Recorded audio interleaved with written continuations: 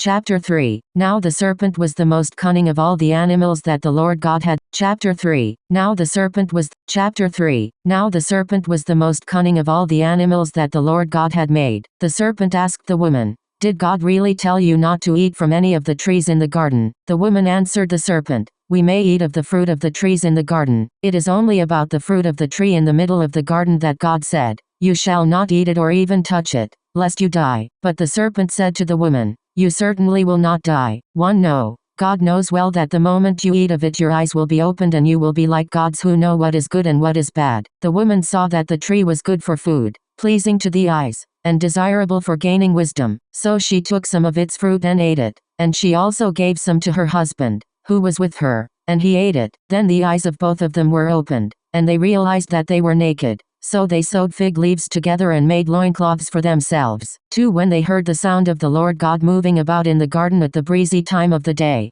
the man and his wife hid themselves from the Lord God among the trees of the garden. The Lord God then called to the man and asked him, "Where are you?" He answered, "I heard you in the garden, but I was afraid, because I was naked, so I hid myself." Then he asked, "Who told you that you were naked? You have eaten, then, from the tree of which I had forbidden you to eat." The man replied, "The woman whom you put here with me, she gave me fruit from the tree, so I ate it." The Lord God then asked the woman, "Why did you do such a thing?" The woman answered, "The serpent tricked me into it, so I ate it." Then the Lord God said to the serpent, "Because you have done this, you shall be banned from all the animals and from all the wild creatures. On your belly shall you crawl, and dirt shall you eat all the days of your life. 3. I will put enmity between you and the woman, and between your offspring and hers. He will strike at your head, while you strike at his heel." To the woman he said, "I will intensify the pangs of your childbearing. In pain shall you bring forth children. Yet your urge shall be for your husband,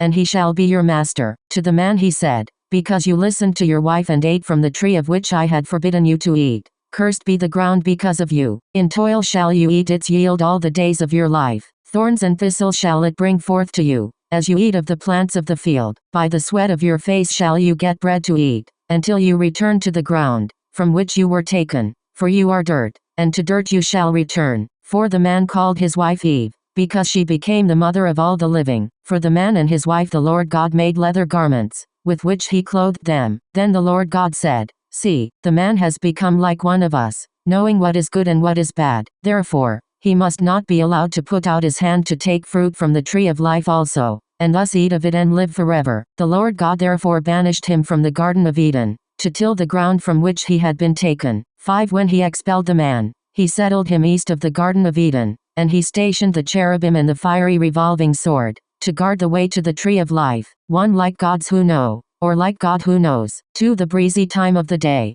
literally the wind of the day. On most days in Palestine a cooling breeze blows from the sea shortly before sunset. 3. He will strike at his heel, since the antecedent for he and his is the collective noun offspring, i.e., all the descendants of the woman. A more exact rendering of the sacred writer's words would be, "They will strike at their heels." However, later theology saw in this passage more than unending hostility between snakes and men. The serpent was regarded as the devil. Wisdom 2:24, John 8:44, Rev 12:9-20, whose eventual defeat seems implied in the contrast between head and heel, because the Son of God appeared that he might destroy the works of the devil. 1 John 3:8. The passage can be understood as the first promise of a Redeemer for fallen mankind. The woman's offspring then is primarily Jesus Christ. For this verse seems to be out of place. It would fit better after Genesis 3:24. The Hebrew name Hawa, Eve, is related to the Hebrew word hay, living. 5. The above rendering is based on the ancient Greek version.